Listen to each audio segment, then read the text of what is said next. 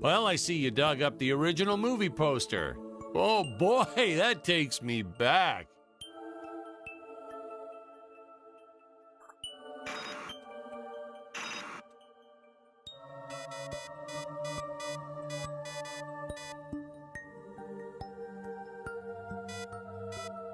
Wait, whose volume does that control?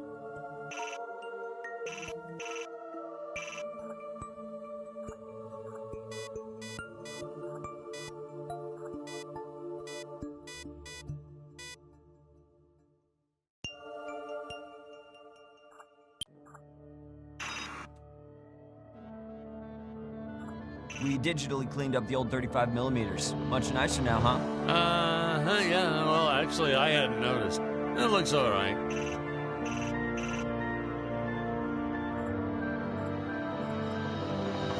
Hey, is this thing on? Can you hear me all right? Yeah, all good.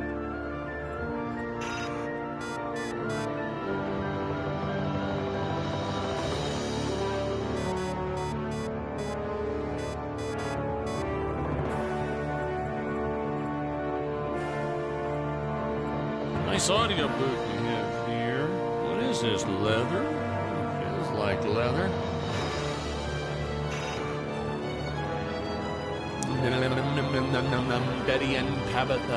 Betty and Tabitha travel to Tibet. Okay, I'm all warmed up and ready to go when you are, Patrick.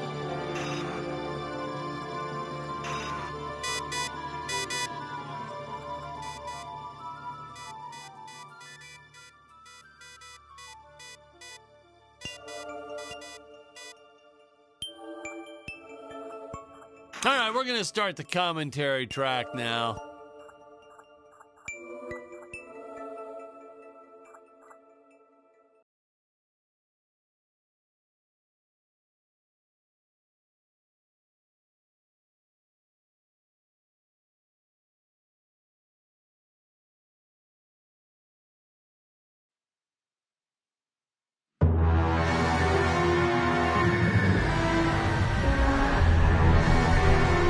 Hello, Dan Smith here. I directed this film back in, well, it feels like a century ago. Yeah. The studio asked me to provide a commentary track for the DVD release. And wham! Straight into the action. No fluff or anything. That's what we did back then. Crash-landed ship. Out pops our hero, the fearless Dick Starspeed.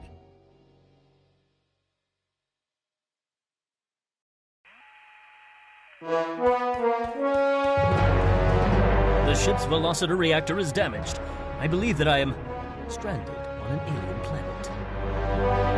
Played, of course, by actor Jonathan Digby.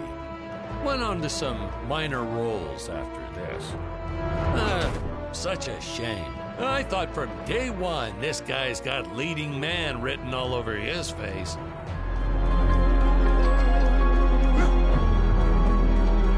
I've often asked why Dick breaks these boxes. He actually ad-libbed it. I told Jonathan, always keep things exciting.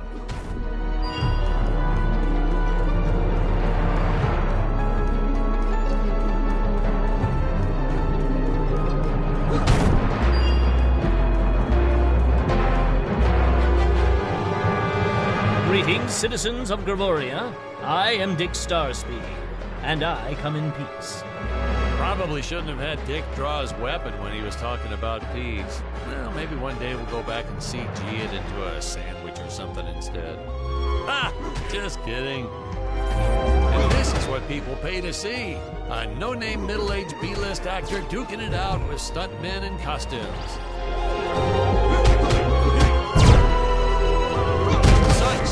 Stunning choreography. Now the extras in those robot suits really knew how to take a punch. No, literally. I told Jonathan not to hold back. Give it all to him. Kick him in the nuts and bolts. And I know what you're thinking, but don't worry. We handled it responsibly. We made them all sign waivers not to sue for injuries.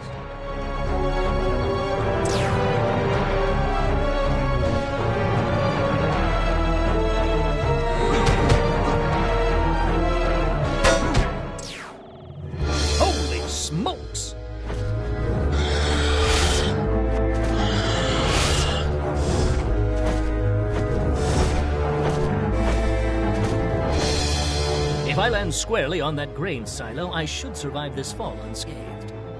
I shouldn't say this now, but you could actually see the strings if you squinted hard enough.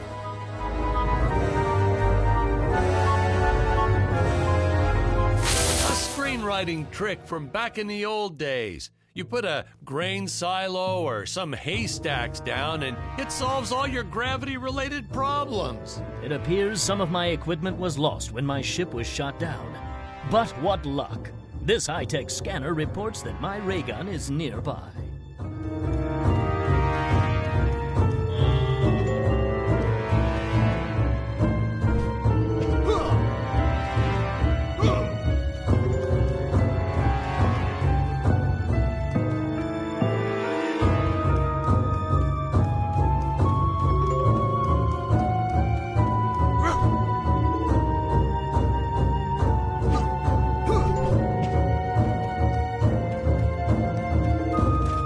Dinosaurs. You just don't see quality stop motion like this anymore, do you? Someone actually sat there and moved them, frame by frame. Today, it'd be done with computers, but where's the artistry in that?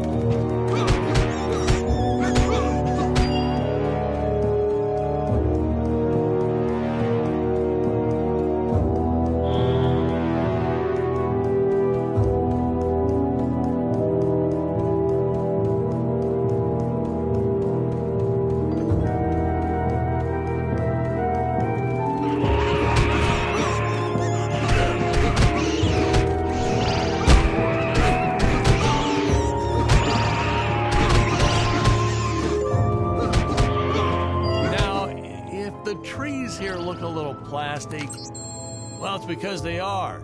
I took them from the set of my last film, Vampire Island 2. We got our fair share of nasty letters from scientists complaining about our portrayal of the dinosaurs.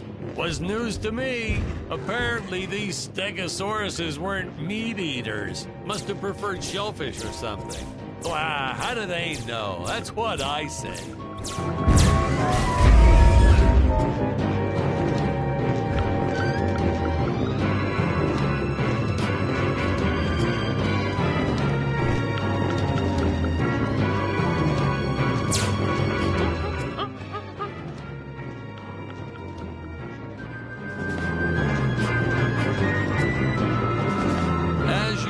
The local population is defenseless. That's where our hero steps in and saves the day.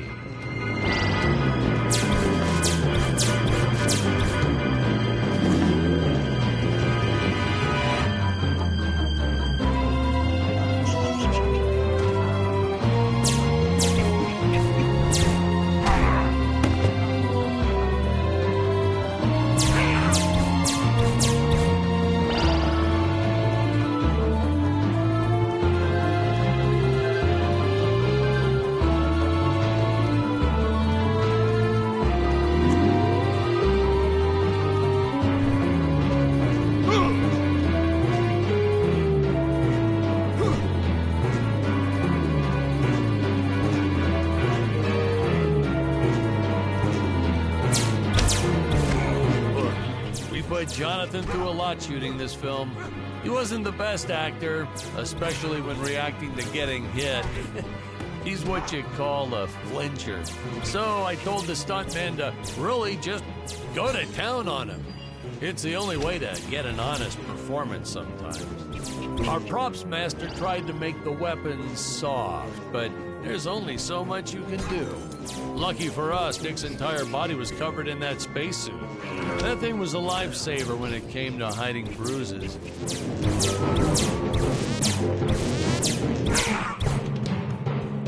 How curious. They dissolved into what appears to be gold.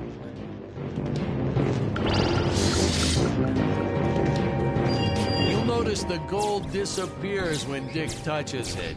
We had a deleted scene that explained he's actually teleporting it back to his ship.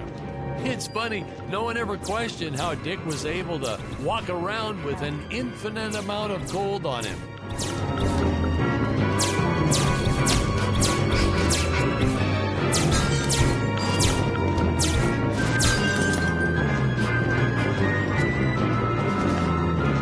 We had to redo these shots. Our first attempt was kind of a disaster. We tried using real apes, thought it'd cut down on the costume budget a bit. But have you ever tried working with apes? They are the worst actors ever. They don't sit still for a moment, and the second you take your eyes off of them, they're flinging their feces all over the place. Jonathan refused to work with them after he got well, let's just say that he had to take more than a couple of showers one day. You know, you never forget the smell of monkey poo. We steam cleaned the studio top to bottom. Still never got rid of it entirely. All through the rest of the shot, we kept finding those little surprises hiding inside various props. Boy, were those the days.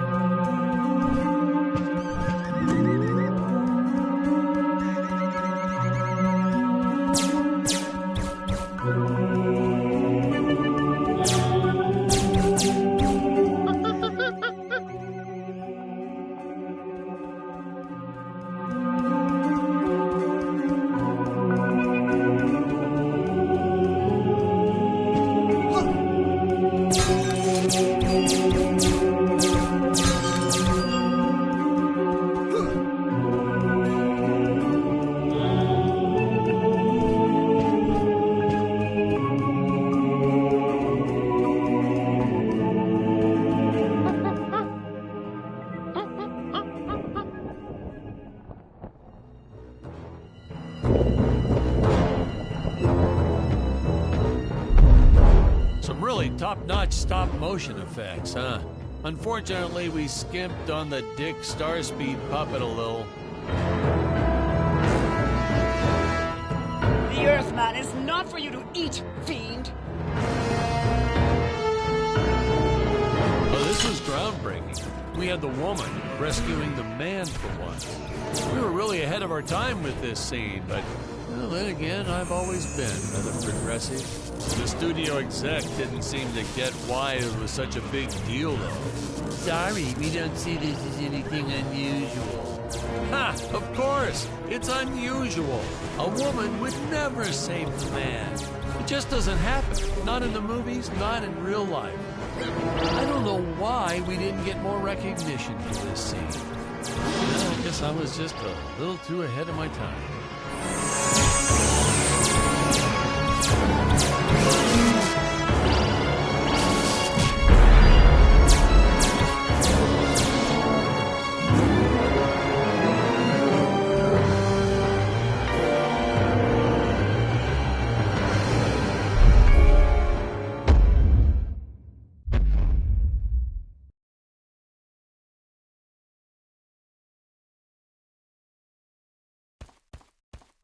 Thank you for saving me, strange woman. What is your name? I am the magnificent Scarlet Nova. Do not question my motives. Just be happy that you are still alive. I must speak with my father at once. I shall teleport to his chambers.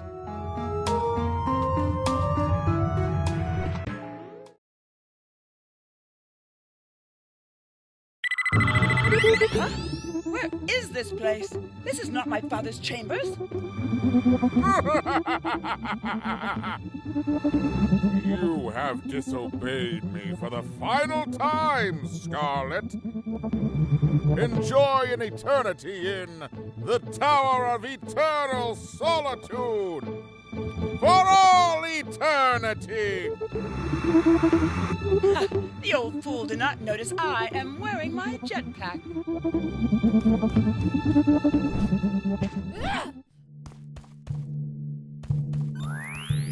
Booster usage. Jump. Wait. Wait. Use booster. Survive deadly fall.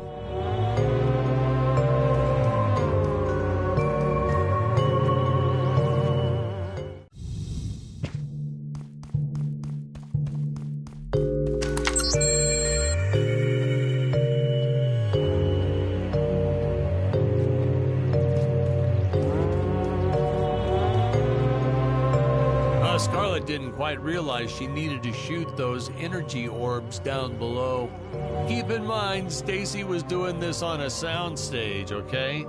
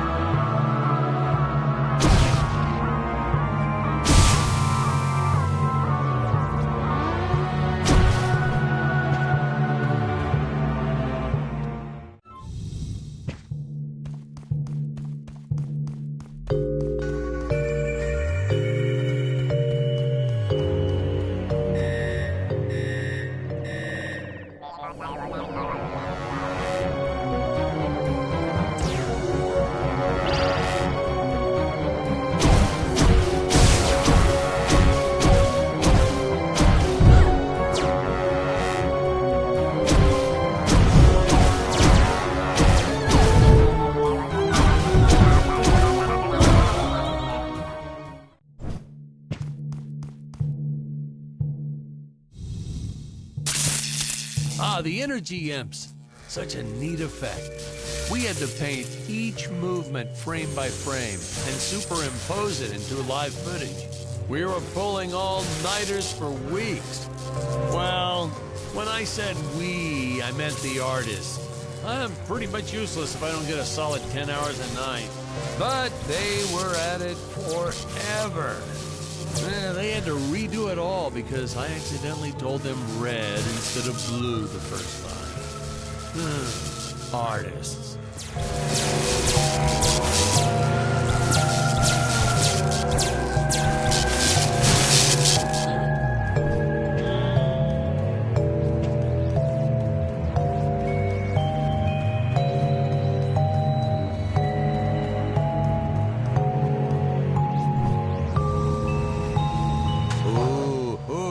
Fearless sea monster, always patrolling the shore, eagerly awaiting for his next meal.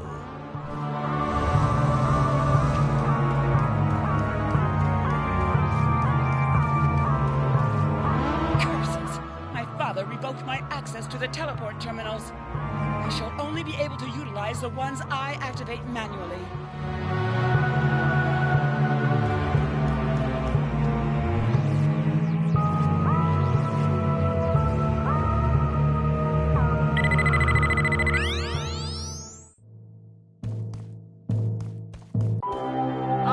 I knew you would return.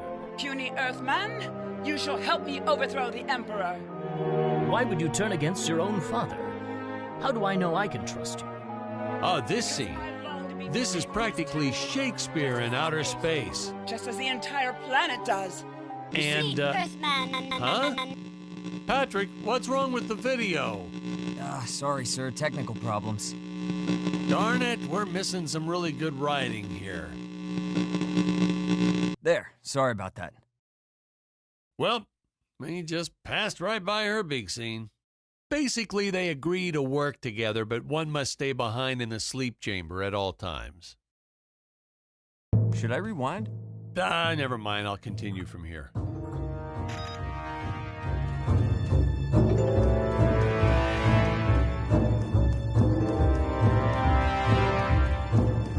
Right from the start, our budget was a little tight, even by standards back then. To make do, Tony shot a couple scenes in black and white. Originally, he intended to use it for flashbacks, but then I had to break it to him. Our film doesn't have flashbacks. We almost made it a silent film just to cut costs.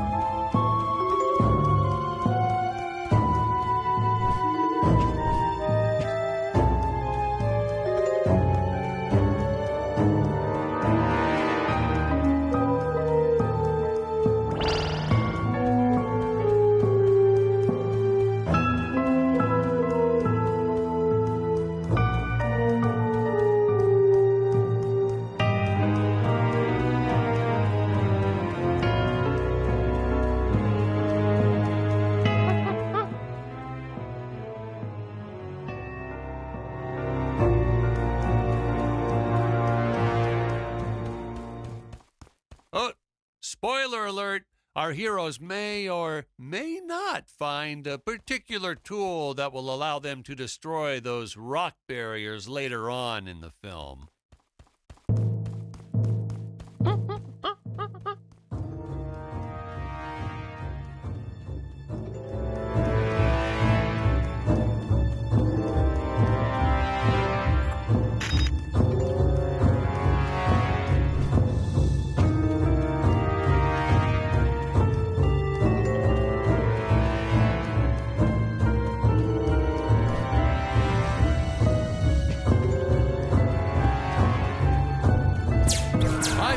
An absolute necessity we have a T-Rex in this film, but we got this Serato thing instead. Of course, I went through the whole production thinking it was a T-Rex because, really, who can tell the difference anyway?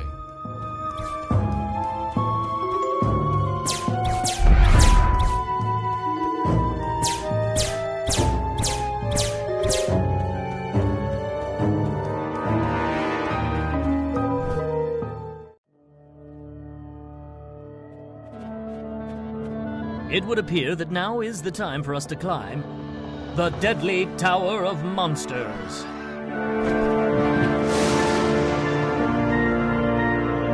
Good screenwriting 101. Always announce the title within the film itself. How else are you going to let the audience know your heroes really mean business? Now, that weapon, it's just an electric shaver, but, you know, I bet you'd never guess it was, would you? They look so futuristic.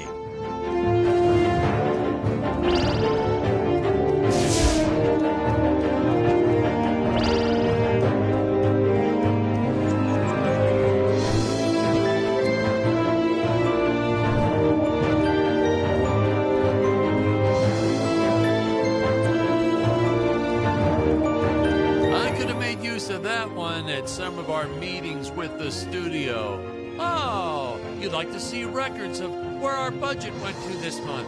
Sure, let me get that for you right now. Boom, boom.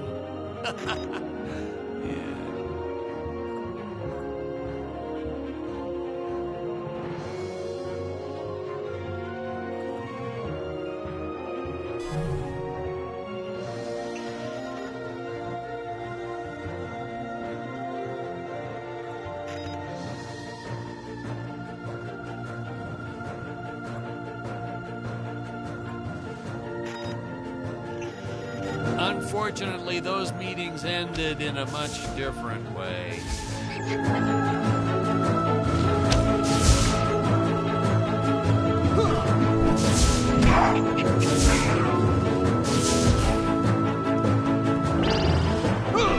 I know a taxidermist who helped us out with these bat creatures for real cheap. He's not good. So he's kind of sloppy if you want to know the truth. But that's the best part. A sloppy bat looks scarier. Oh, but you gotta sew up that sphincter. Just trust me on that one.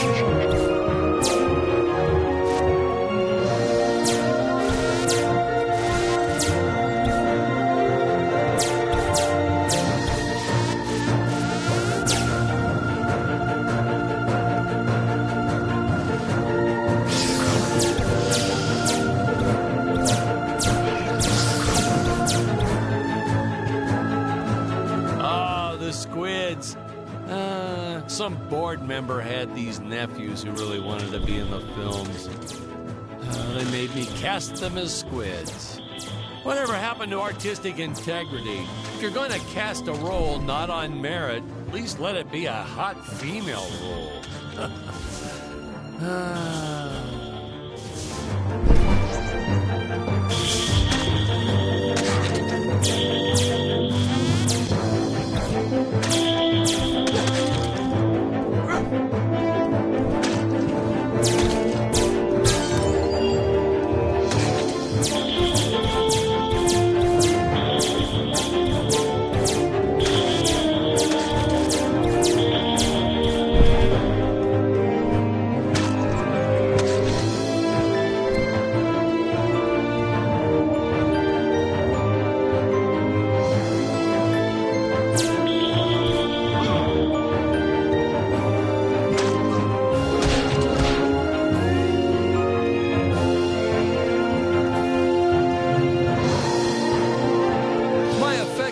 Kept assuring me the strings wouldn't be visible in the final cut, but I could see them.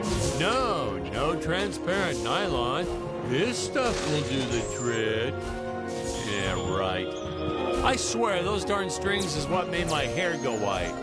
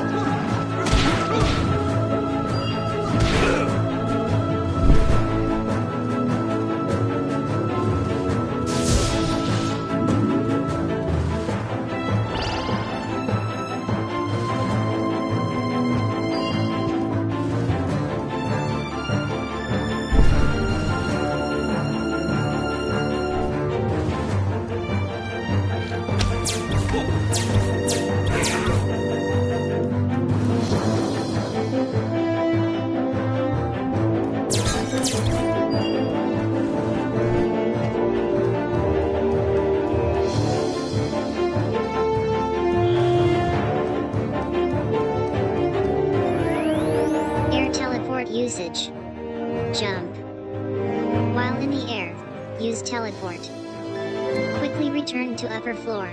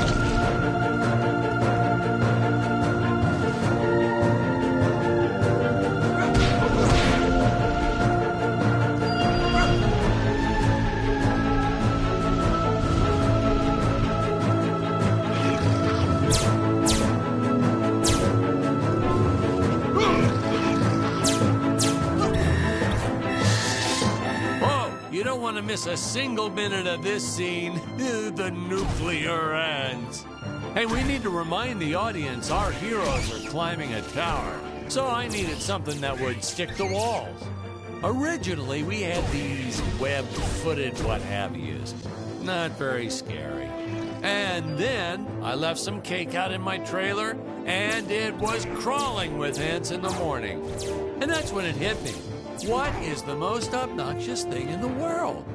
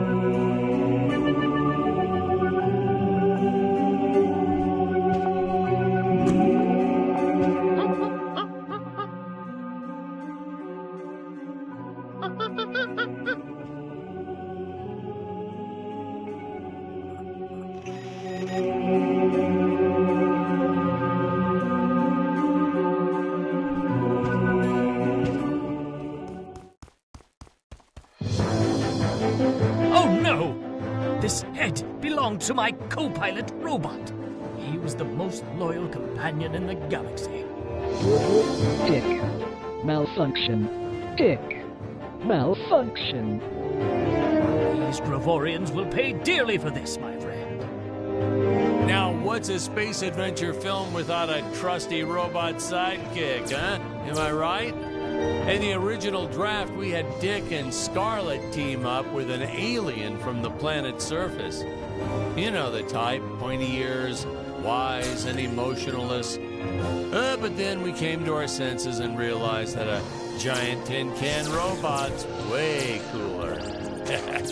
Besides, everybody was doing the alien thing back then. You know me, I'd rather be a trailblazer.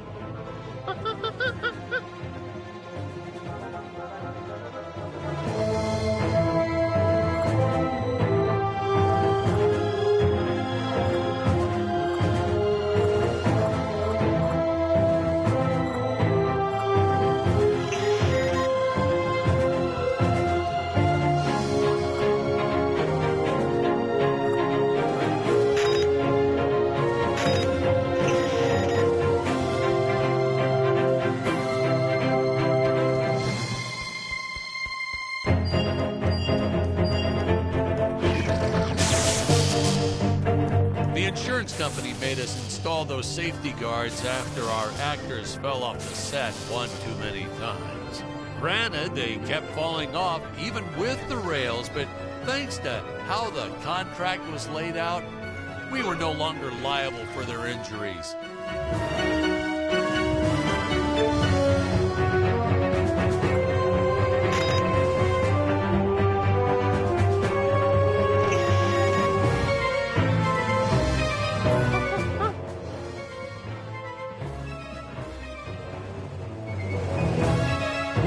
Ladies and gentlemen, I guess it's time to talk about the elephant in the room. Why on earth does this crazy film have title cards on screen when people are talking? You're thinking that, aren't you? I know you are. I would be too. Well, we had thought about making it a silent film at one point, so we shot a lot of scenes up close like this, with the dialogue written out for the audience to read. Well, when we swapped over to making a talkie, well, we just decided to keep on going rather than reshooting all those scenes.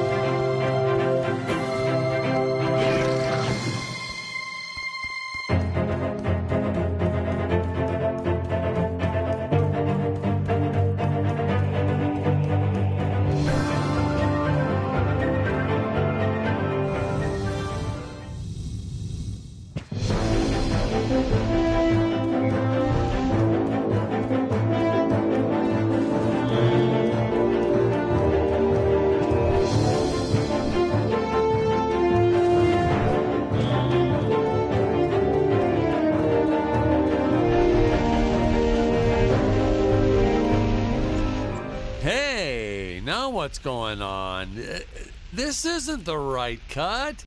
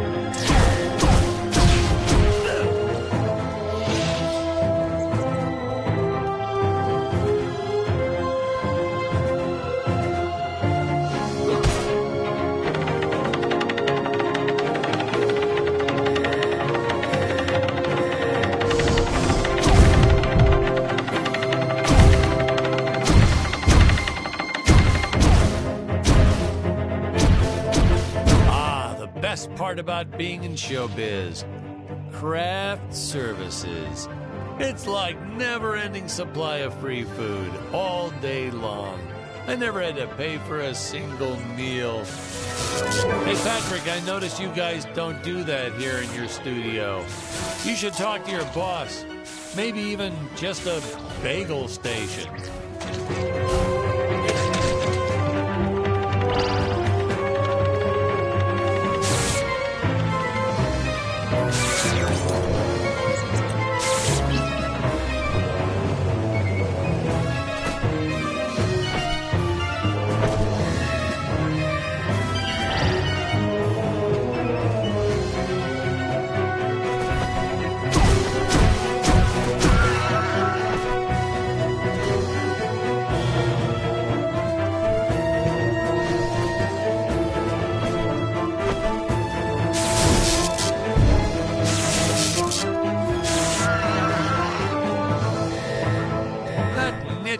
Science community also complained about these Terra whatevers breathing fire.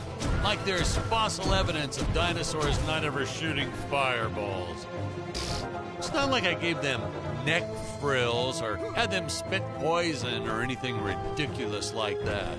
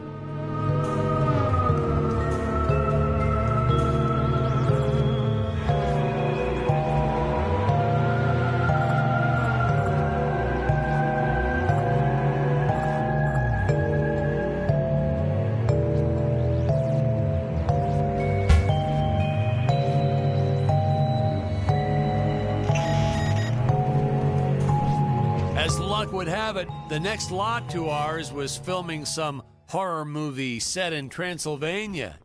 So we signed a soft contract with them to use their set after they wrapped for the day.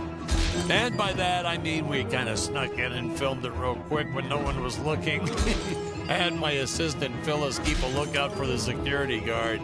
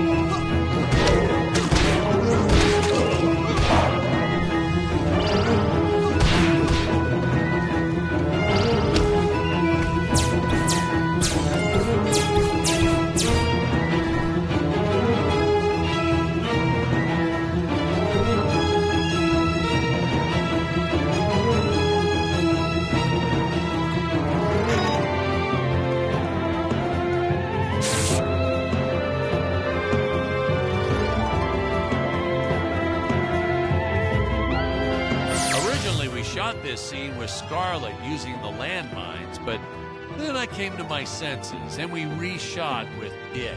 I mean, a woman using high explosives? This may be a science fiction, but we have to keep things at least somewhat believable.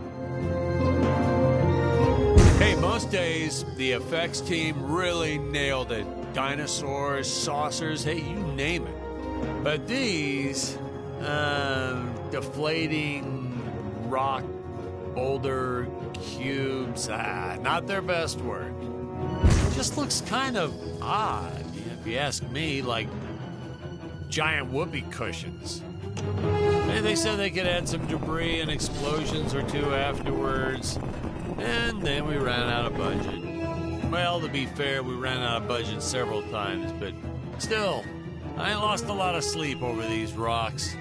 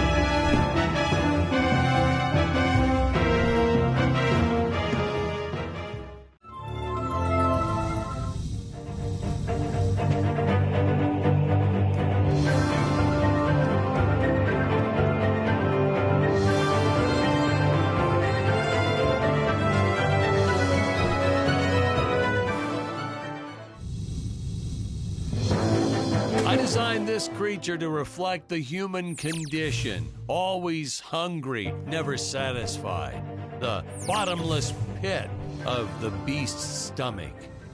I don't know, you say stuff like that in interviews and your film always wins awards.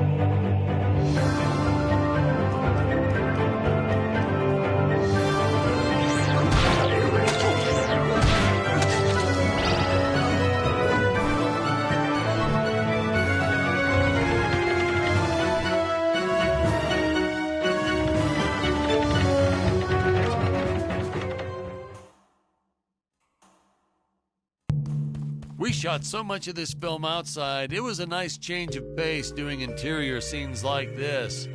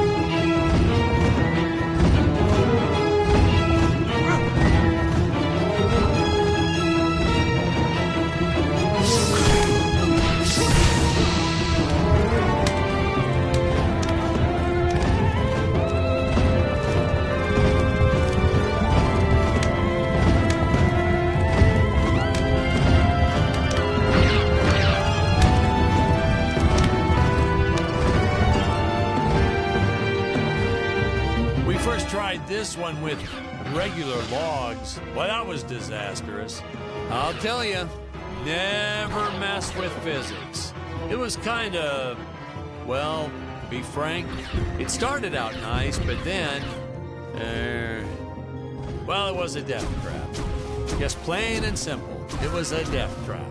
Poor kid holding the boom almost broke his leg. Guess he played basketball in college or something, because he leaped right at the last second. Woo! Crisis averted. My props guy wanted to swap them with some spongy material for safety, but I had a better idea. Let's set the logs on fire. Then the crew will be sure to be safe dealing with them.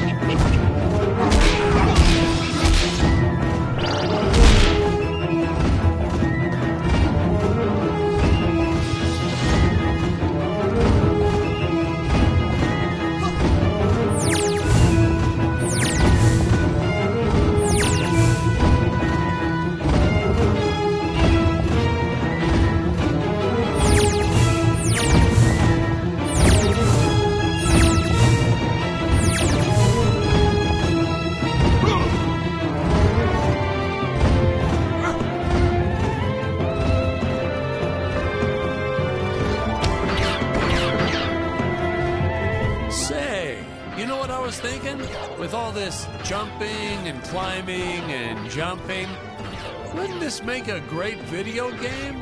Isn't that what all those video games are about? Jumping around? Well, yeah, and killing. There's jumping too, but mostly killing. What? Patrick, that's awful. What sort of example are we setting for our youth? Well, movies are pretty violent too. Your heroes have killed everything in sight. You had Dick shooting a dinosaur in the face in the first 5 minutes. Well, Patrick, that's different, you know? What we did on film, that was art. Video games aren't art.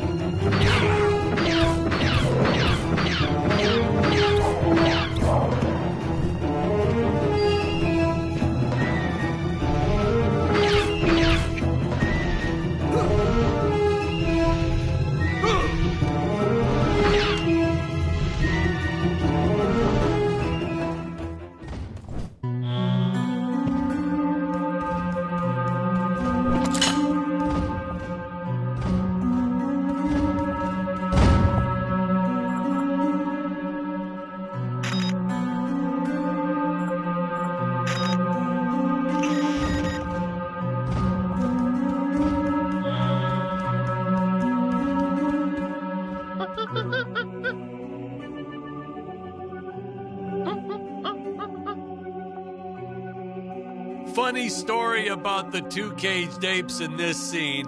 I had completely forgotten about them when we wrapped up filming on the set.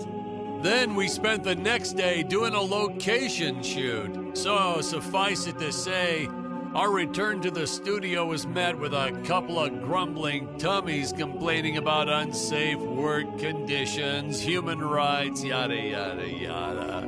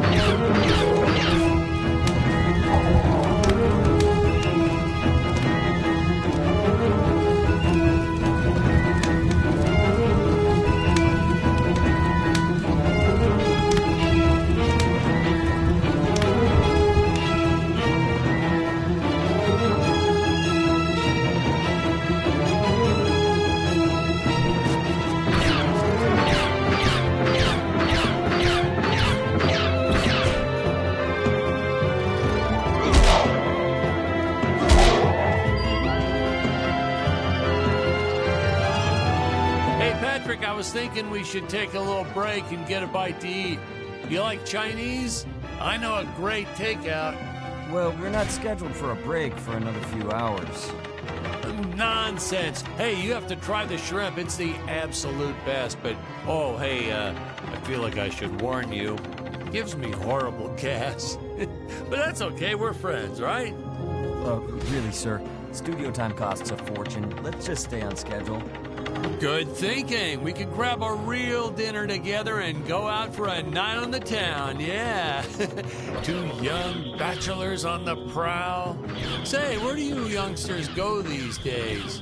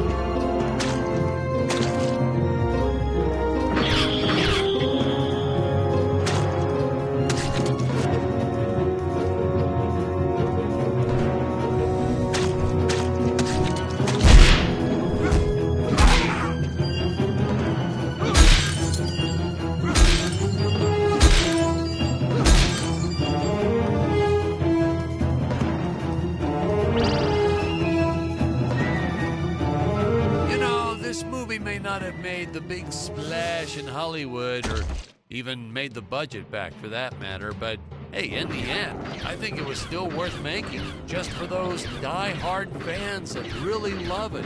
I attended a lot of sci-fi and movie cons, and to this day, I still see fans showing up dressed as aliens and apes and dinosaurs. Does a man proud. Now, granted, their costumes aren't exactly 100% faithful to the film, and it seems that no one ever remembers them by the right name. But still, knowing that we still have fans like this promoting the film decades later, it puts a tear in this old director's eye. I get all emotional.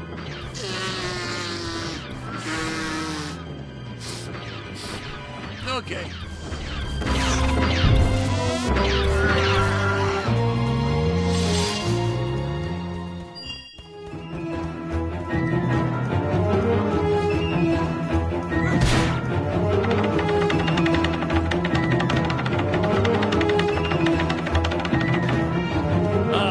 Tony and his insistence on lens flare. I tell you, some days it felt like he was trying to be the director.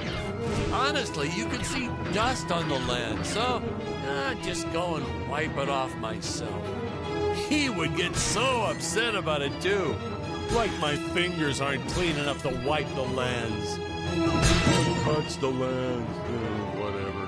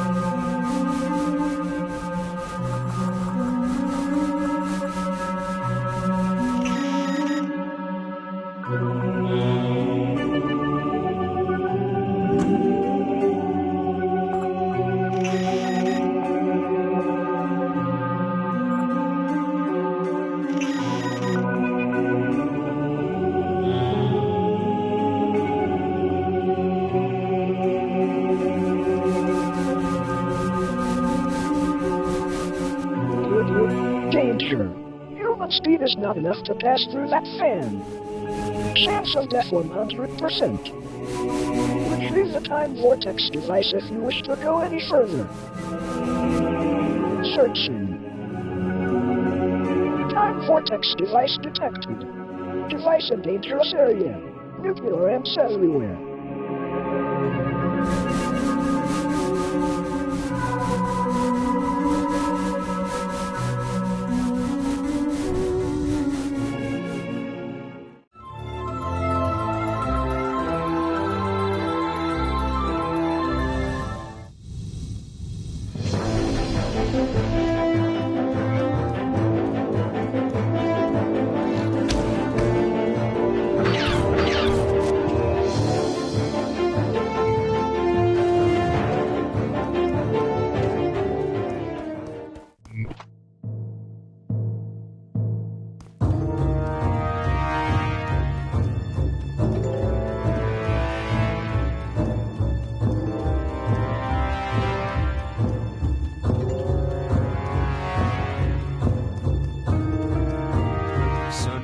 Backstory on Dick? Why'd he travel to Gravoria in the first place? Did he do any research before landing there? Did he have a specific mission in that region of space? Patrick, if you keep getting bogged down by the details, how will you ever learn to just sit back and appreciate the work of art for what it is?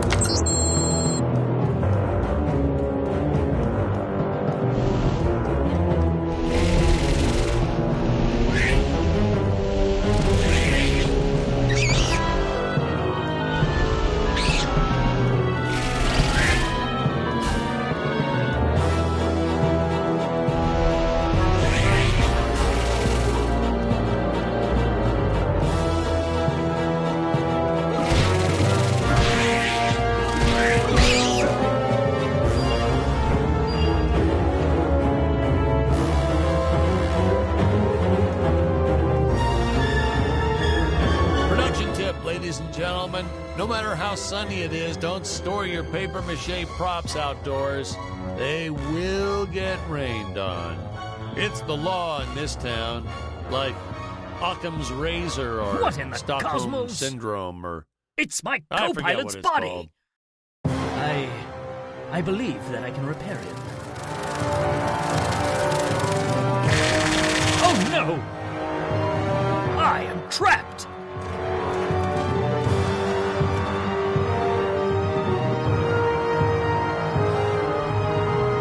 Master Dick. Master Dick.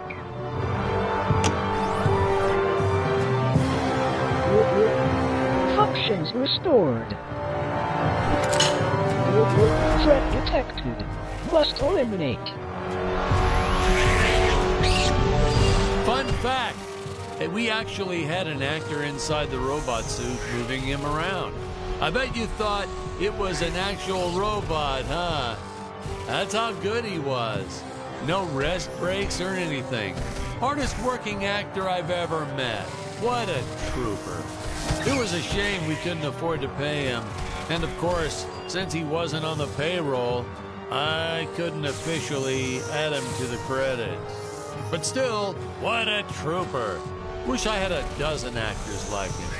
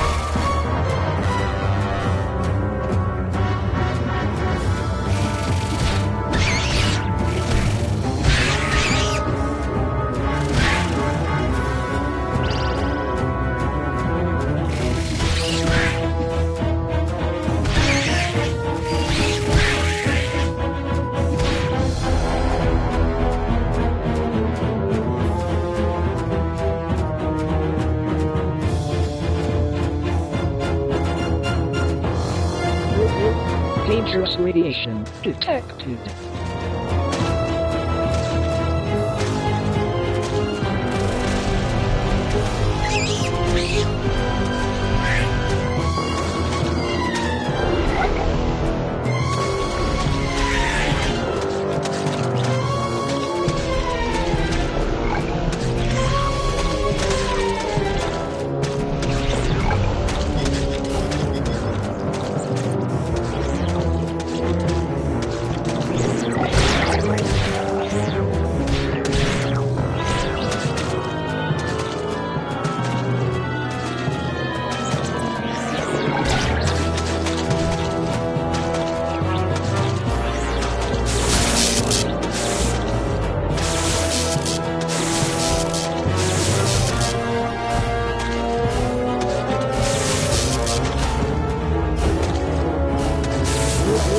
Eliminate with extreme prejudice.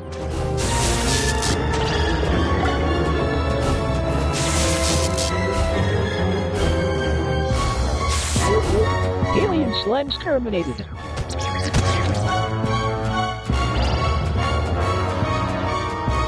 No, we didn't use the same material for the toxic waste as we did the slimes. I mean, why fake something when you have the real deal available?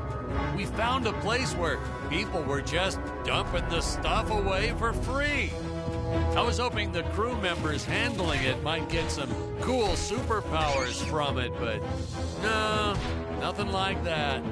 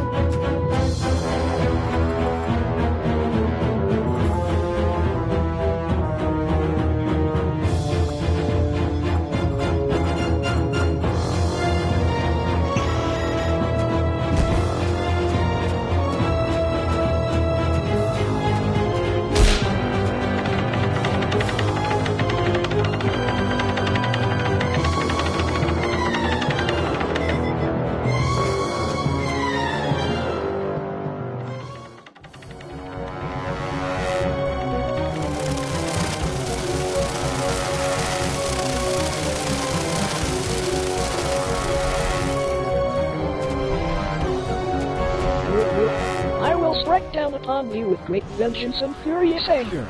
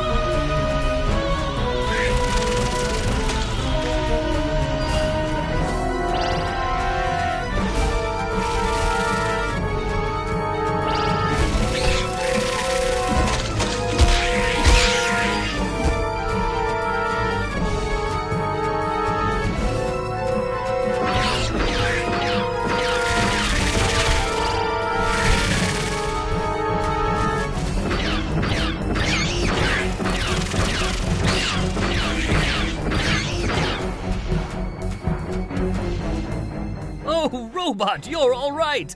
And you saved the day. You're eliminated. Looks like the Emperor's days are numbered. At long last, we have assembled our team. A lot of reviewers and fans, too, always wondered why we shot so few scenes with all three heroes in it together. I mean, we did our best to explain it. Something about the sleep chambers or staying back to protect the ape village. Really, it was just logistics. Jonathan had bowling league on Tuesdays and Thursdays, and Stacy had her karate Monday, Wednesday, and Friday. Honestly, we almost never had all of them on the set at the same time. Our robot actor was in some religion that only allowed him to work on Sundays. I'm still a little skeptical about that one, though. Sir, it's just a guy in a suit. Couldn't you have gotten just about anyone to stand in as the robot? See? That's why you'd make a horrible director, Patrick. His touches were subtle, to say the least. But he really brought a lot of character to the robot role. If he was so indispensable, how come you didn't list the actor in the credits? Well, let's just say it was an oversight. But I've learned my lesson. I only made the mistake 6 more times throughout my career.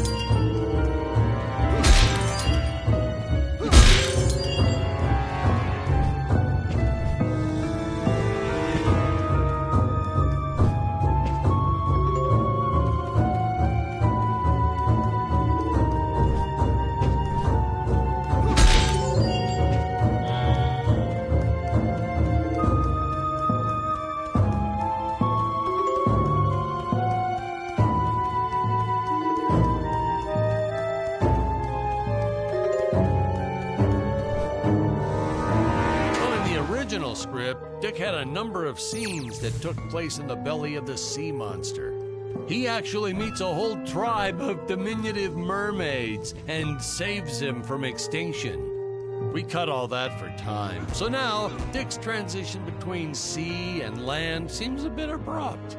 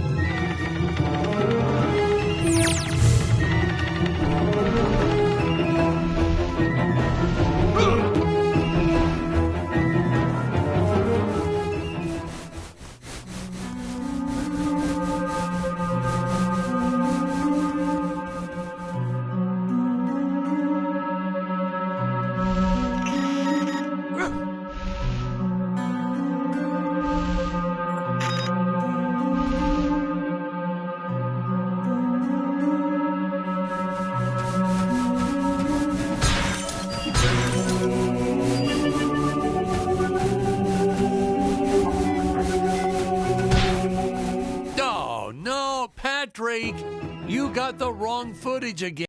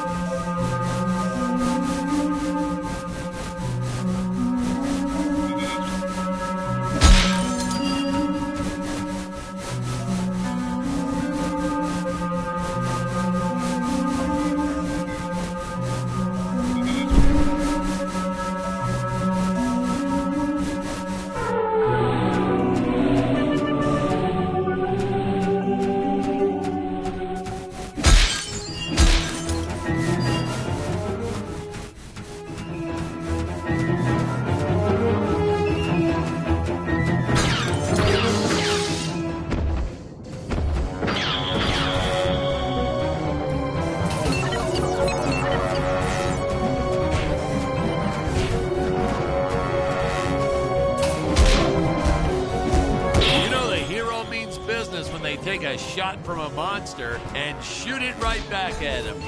In my professional opinion, that is the coolest of the cool. Hey, Patrick, throw something at me real quick. What? I'm sorry, sir, but I don't think that would be appropriate. Ugh, you're no fun.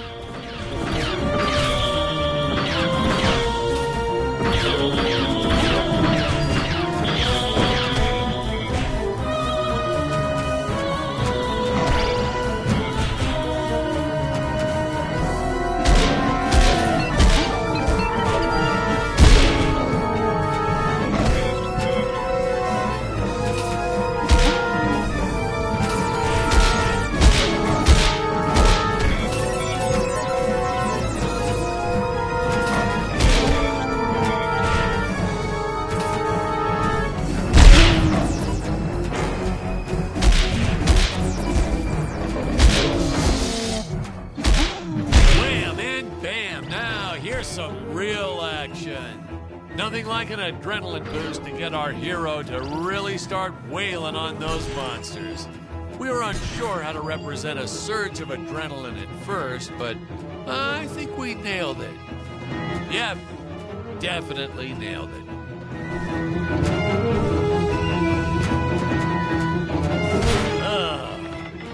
These rickety old things, the higher up they went, the more they sounded like they were gonna fall apart. I'm amazed that no one ever got hurt, or worse, riding these things. Well, there was the actor we originally cast for Dick's role, but we don't talk about him.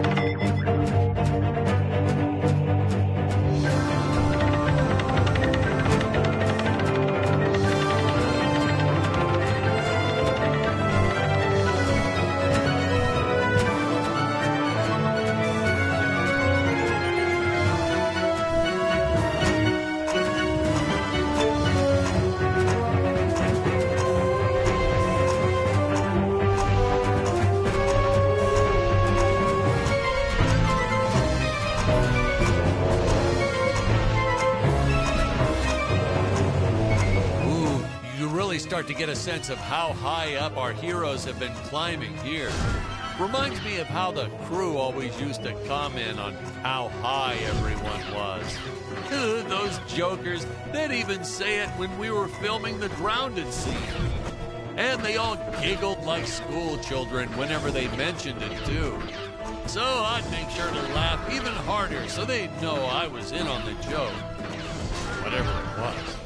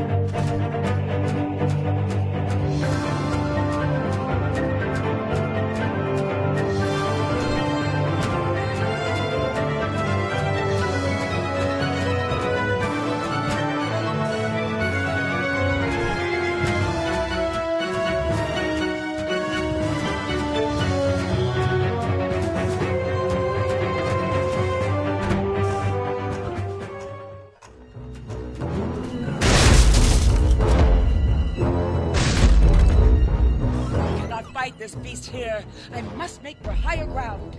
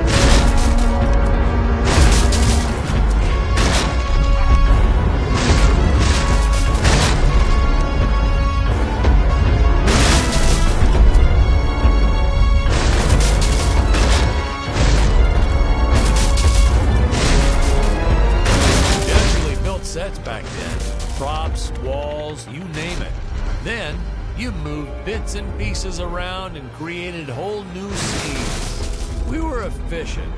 I adopted that technique to my wardrobe, too. If you mixed and matched sufficiently, you could get by for years on only a handful of shirts and underwear.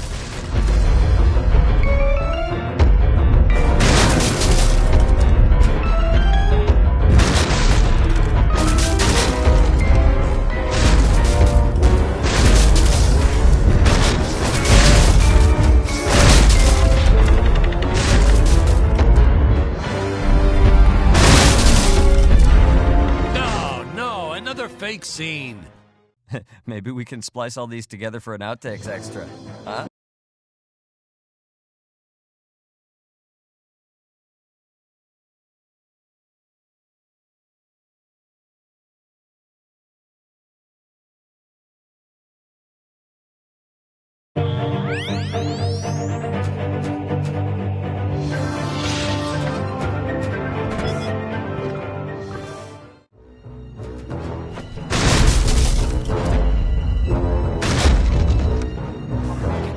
This beast here. I must make for higher ground.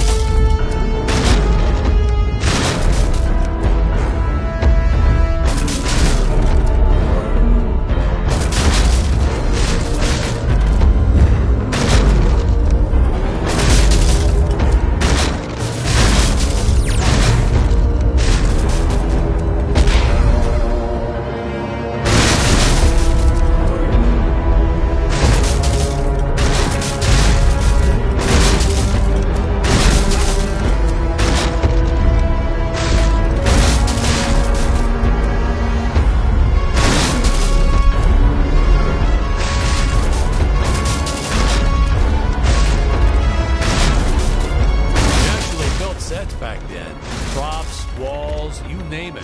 Then you moved bits and pieces around and created whole new scenes. We were efficient. I adopted that technique to my wardrobe too. If you mixed and matched sufficiently, you could get by for years on only a handful of shirts and underwear.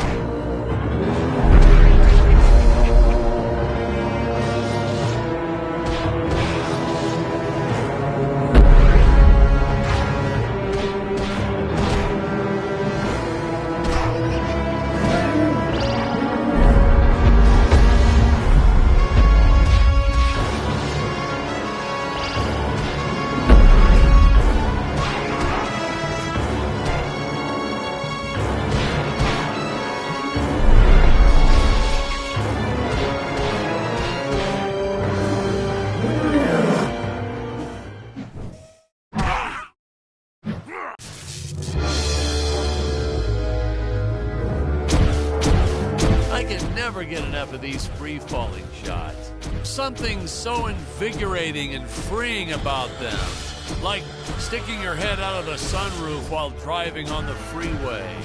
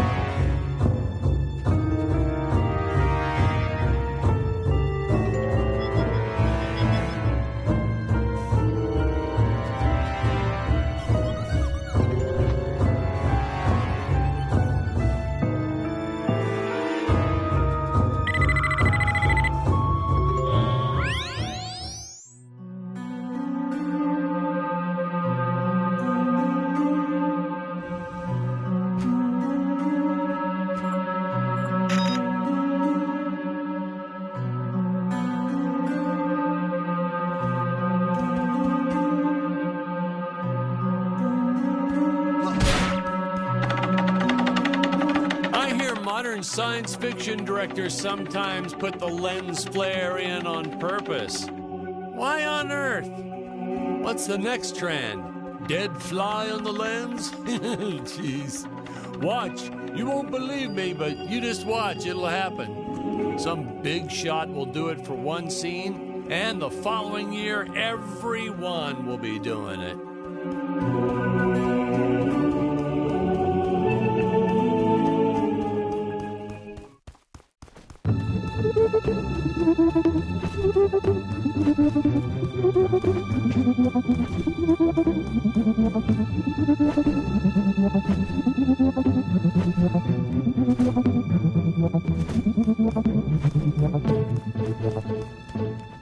Dr. Peculiar! Yes, Your Eminence. Release the Mechameleon! But Your Eminence, the Mechameleon isn't ready. What is the meaning of this? I thought he was completed. Genius is never completed, Your Eminence. I was just preparing to install a chainsaw on his tail. Enough! Your tinkering costs me precious gold and time.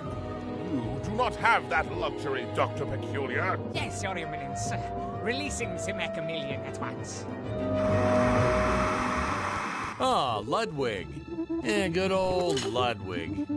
We cast an actual doctor to play Dr. Peculiar. Never again. Oh my God, he was a cranky old coot. May he, rest in peace. The costumes, the script, the creature effects, you name it, he wouldn't stop criticizing everything. Well, in his defense, I think he did have some early signs of dementia or something. He was always getting lost on set, forgetting his lines, making up new ones. Yeah, it was cute. Midway through a scene, he'd just yell, "Where are my pills?" It was like a catchphrase. We almost left a few of them in. I have to say that the incredible job the animators did with the King Gorilla can only be outdone by their work in the Mechameleon. I'll leave further comments for later in the film, but this was truly an epic creation.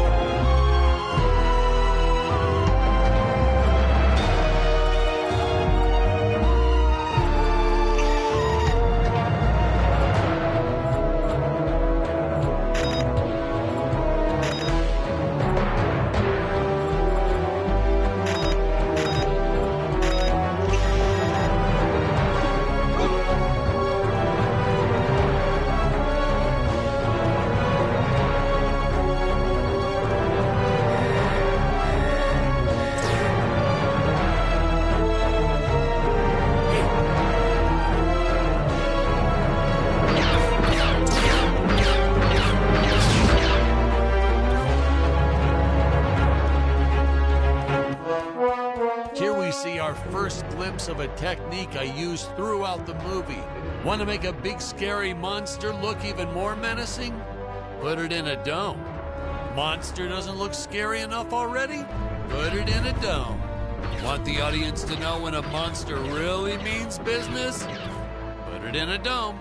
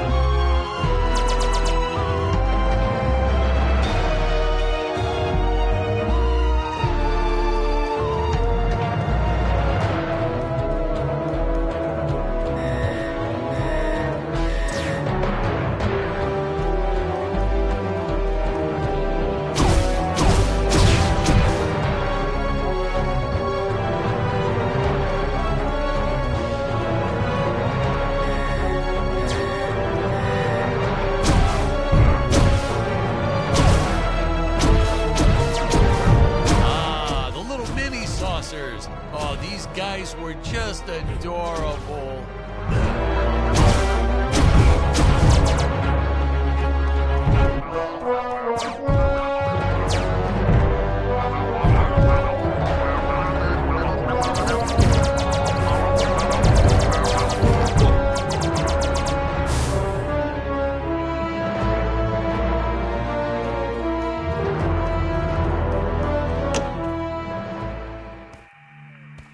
I was a huge fan of the old classic movie, The Flea from 1958.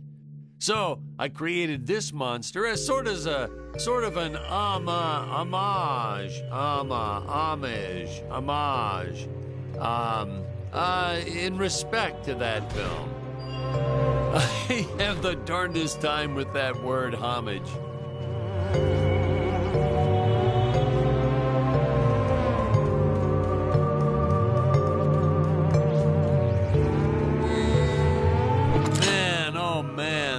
Whip. We probably should have invested in some training courses so the actors knew how to properly handle it, but instead we just let them flail it around wildly. You know that saying, it's all fun and games until someone loses an eye? That's true. And that's the story of why the Emperor wears that metal monocle. Greg was a real trooper about it, though. Didn't even seem fazed that he'd have to wear an eye patch for the rest of his life.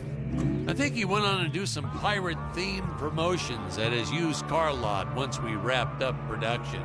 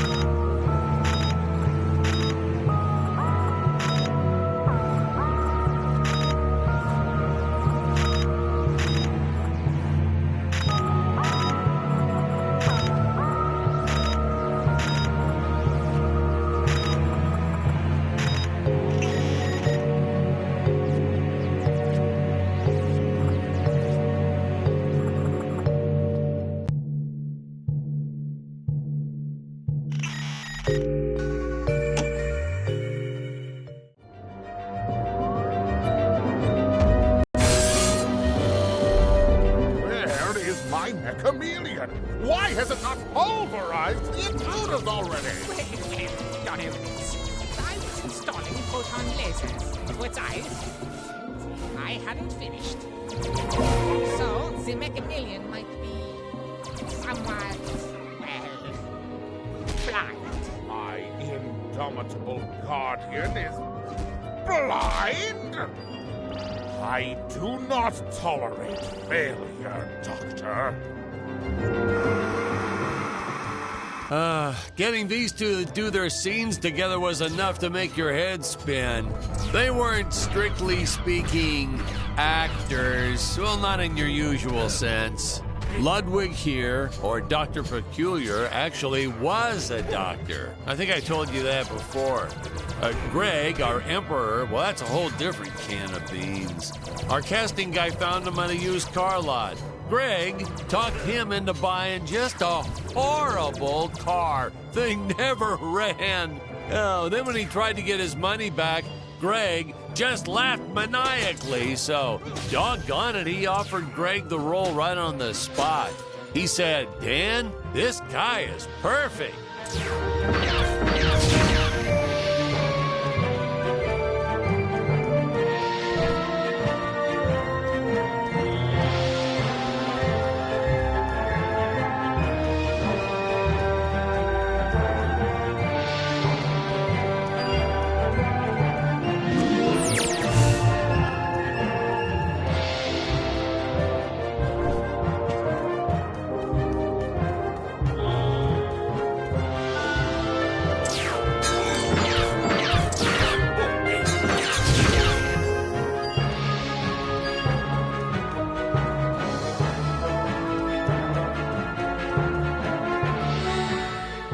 Running out of extras and clay sculptures, but we needed more monsters. Oh, please, more monsters. So we had this brilliant idea. If you stick a puppy inside an old... Whoa, my bad. Don't worry, I have the right clip now.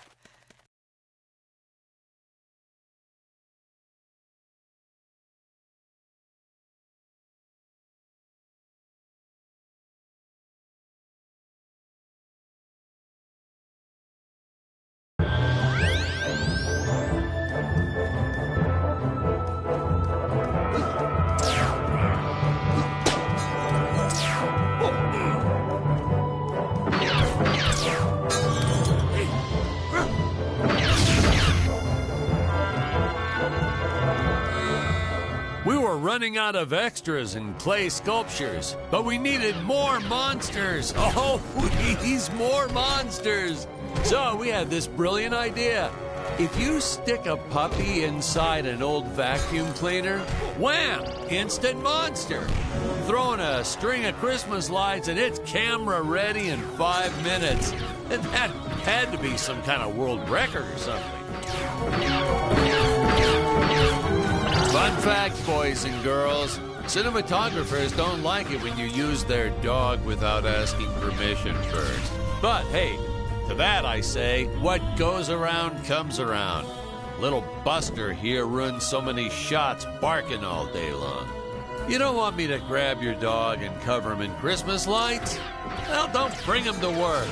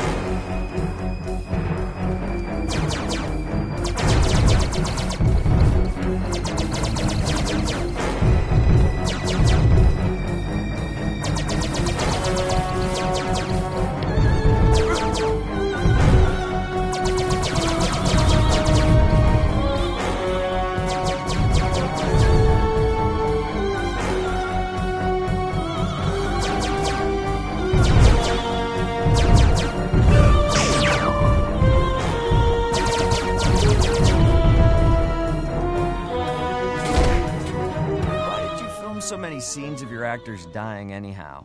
Why? To throw off the press, of course. Say what?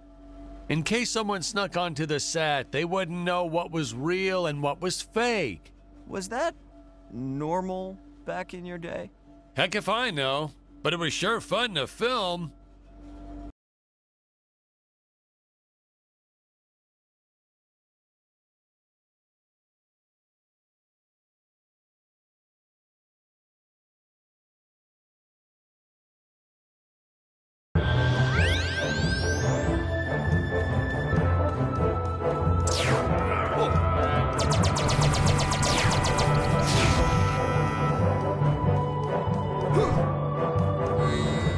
We were running out of extras and clay sculptures, but we needed more monsters. Oh, please, more monsters. So we had this brilliant idea. If you stick a puppy inside an old vacuum cleaner, wham, instant monster. Throwing a string of Christmas lights and it's camera ready in 5 minutes. And that had to be some kind of world record or something. Fun fact, boys and girls, cinematographers don't like it when you use their dog without asking permission first. But hey, to that I say, what goes around comes around. Little Buster here ruins so many shots barking all day long. You don't want me to grab your dog and cover him in Christmas lights? Well, don't bring him to work.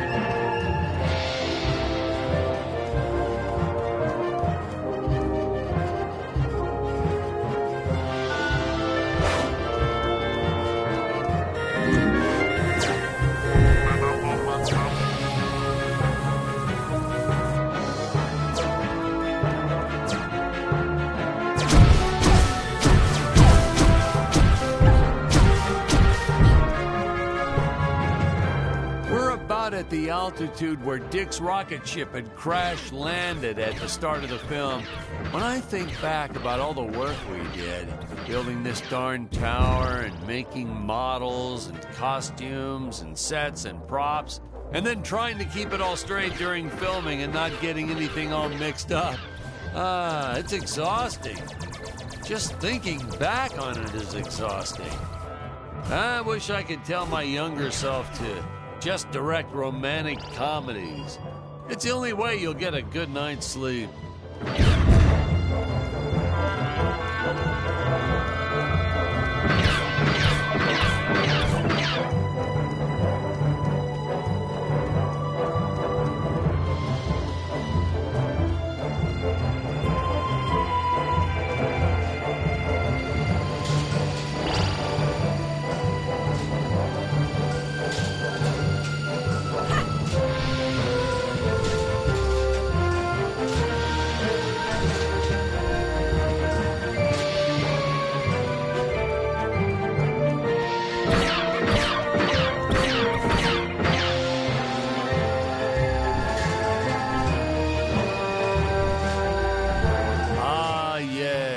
Rotating contraption things. We actually used Ferris wheel parts from an old amusement park. I think it was called Disneyland. Disneyland? Isn't that kind of close to... Yeah, and the courts agreed with you. They shut them down before they opened the gates. Well, it's their own fault, I guess. Well, naturally, my production team swooped right in and bought up everything they could get their hands on. So I guess there was a silver lining to their legal battles. One man's lemon is another man's lemonade. Or however that saying goes.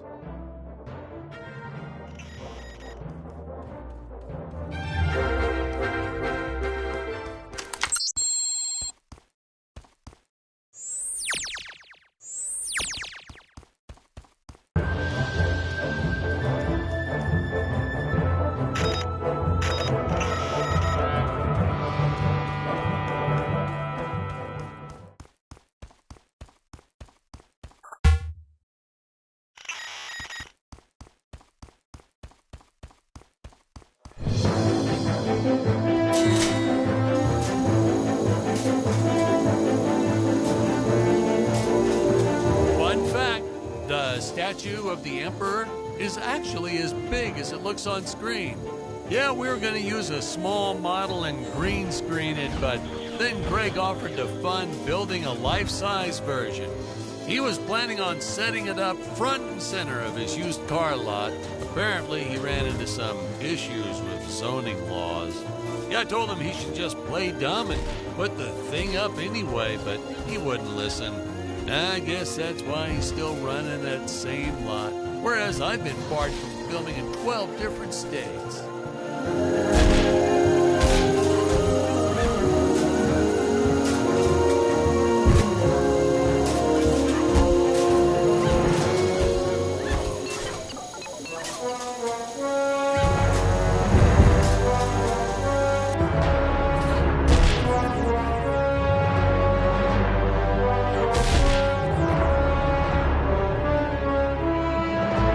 If I told you how much gold paint we used on these darn sets, you wouldn't believe me. We were originally trying to decorate this whole set in precious stones. I wanted that sparkling effect, but then my props guy shook his head.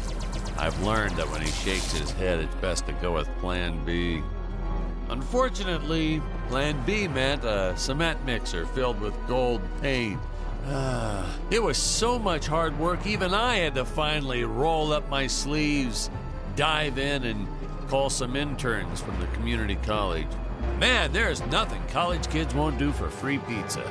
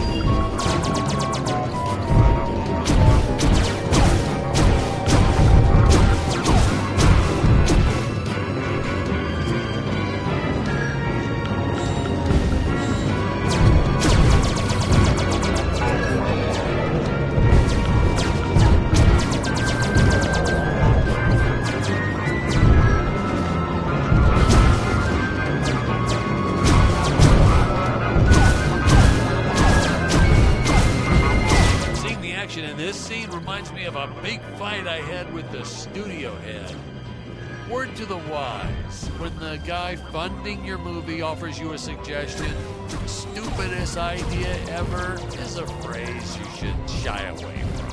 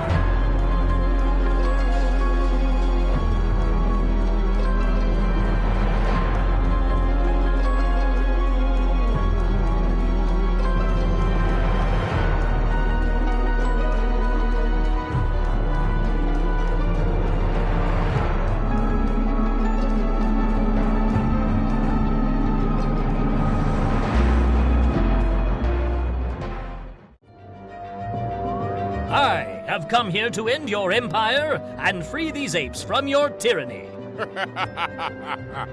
You? Tell me, do you think I need these pitiful creatures to run my empire? Allow me to show you something. As you can see, I do not need those darn dirty apes. It is a kindness that I allow them to survive. I give them work so they believe their life has purpose. All I truly want from them is their gold. Gold? Ha! What gold? Have you not seen the result of Gravoria's planet-wide radiation? When living beings die, their bodies are transmuted into solid gold. The apes are useless. I send my minions to harvest more gold for my empire. You are a cruel, heartless monster. Perhaps. Perhaps.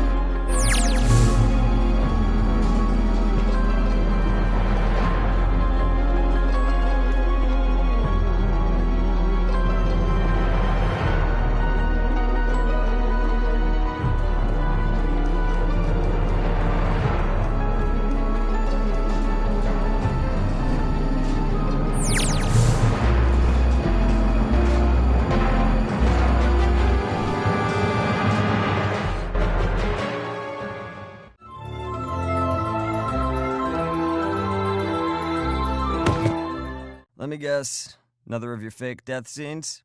Why, no, actually, not exactly.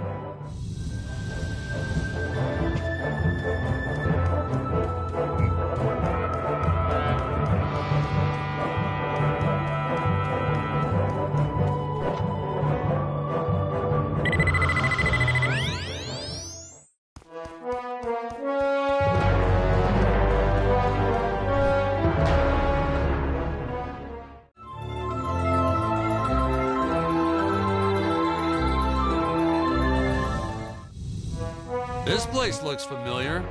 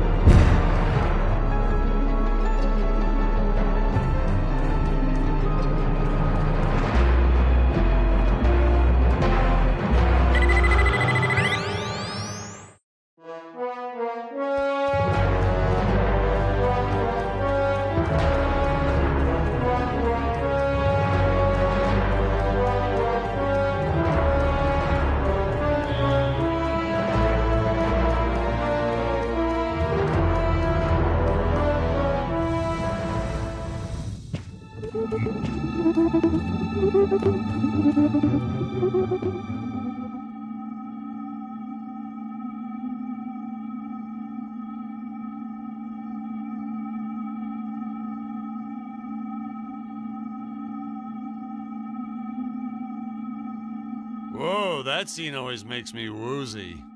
Hey, Patrick, I think we need a break.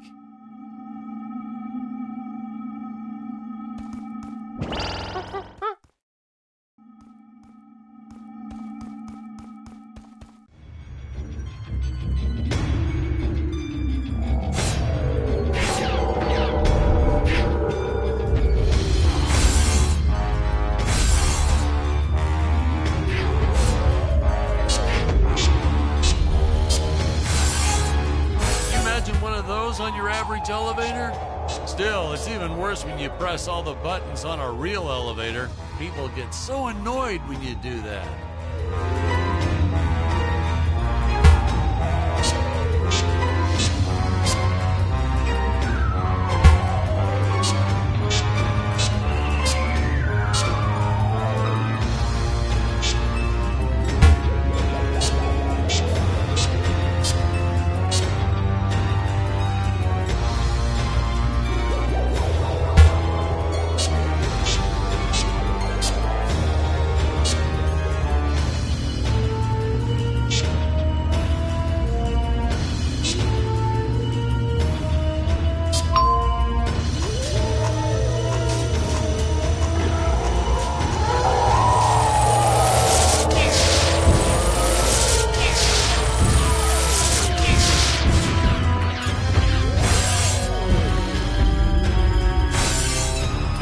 We just click, click, and make all this in 3D with those computers or something. But no computers here. No, heck no. I still don't know how to work one of those damn contraptions.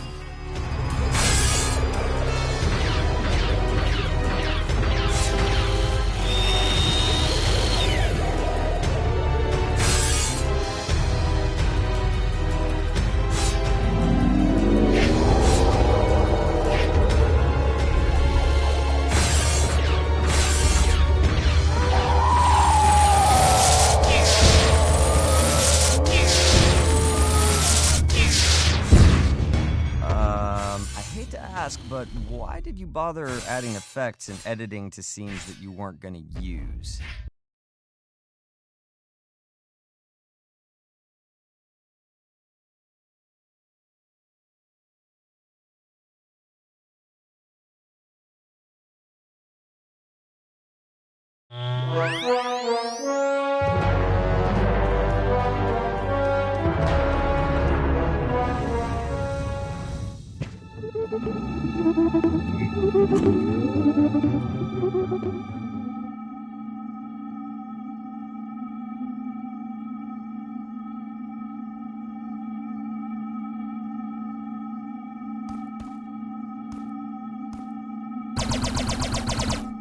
Whoa, that scene always makes me woozy. Hey, Patrick, I think we need a break.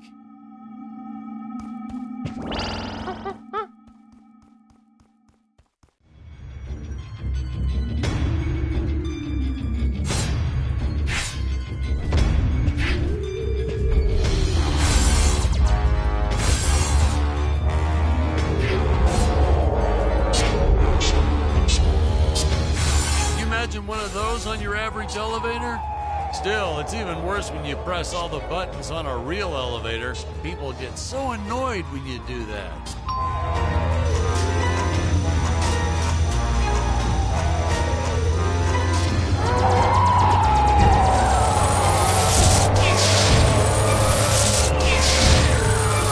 Nowadays, we just click, click, and make all this in 3D with those computers or something. But no computers here. No, heck no. I still don't know how to work one of those damn contraptions.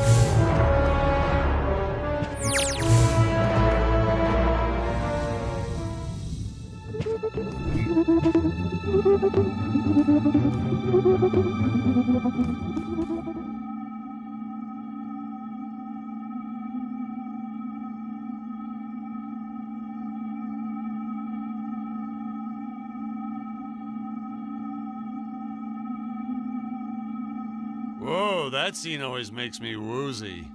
Hey, Patrick, I think we need a break.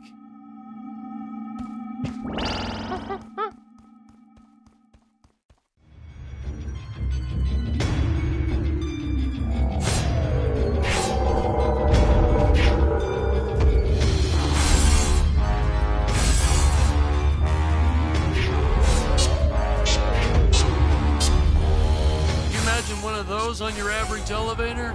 Still, it's even worse when you press all the buttons on a real elevator. People get so annoyed when you do that.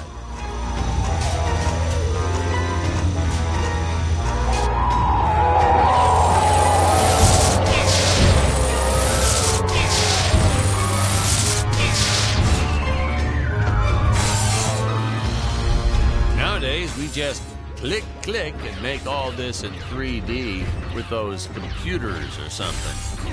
But no computers here. No, heck no. I still don't know how to work one of those damn contraptions.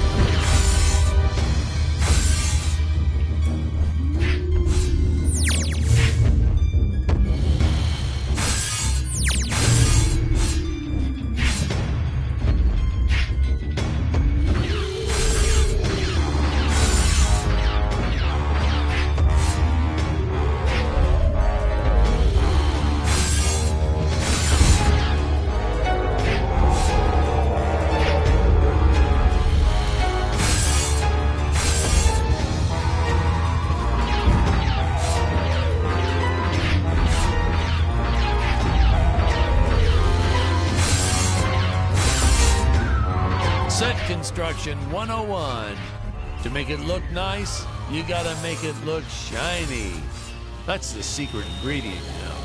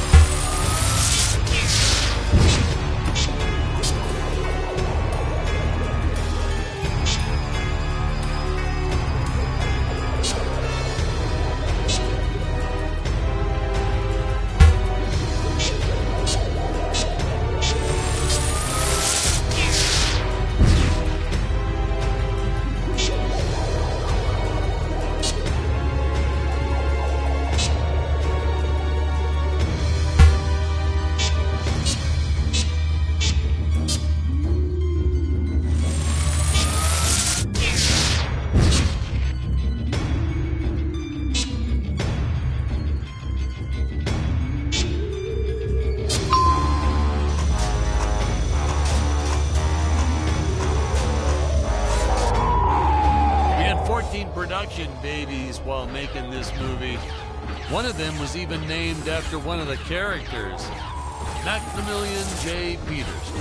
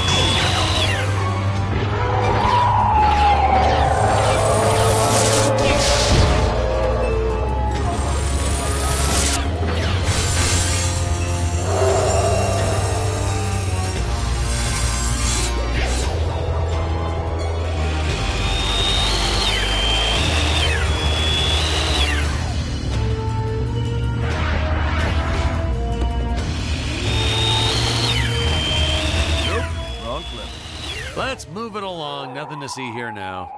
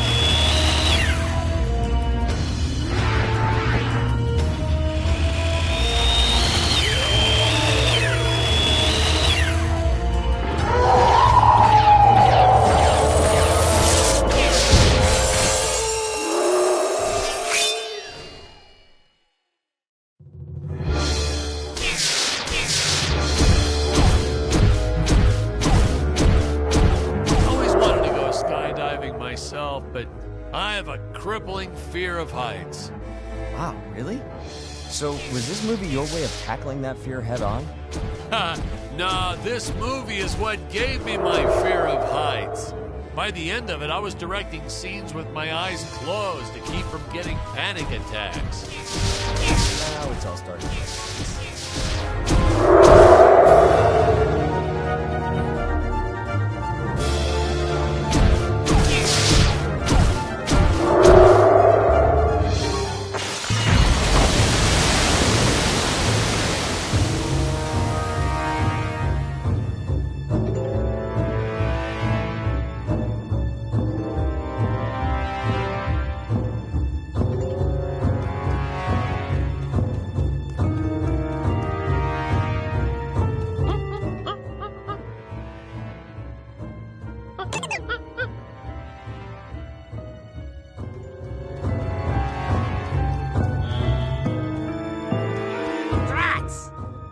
Destroy my Mega-Million. Now you shattered the Dynodrome. Now they all escape. Do you have any idea how difficult it will be to recapture them all? Dr. Peculiar, why is my dinosaur army running amok? Oh, well, let them roam the island. But, Your Eminence, what if they trample on some of my hybrid specimens? That would be like turning Gregor Mendel's pea garden into soup and forcing him to drink it. Mendel Schmendel, Doctor. I gave you gold to spawn me a dinosaur army, and I expect my army to kill things. Certainly, Your Eminence. But whatever you command, it is so hard to do real science under these conditions.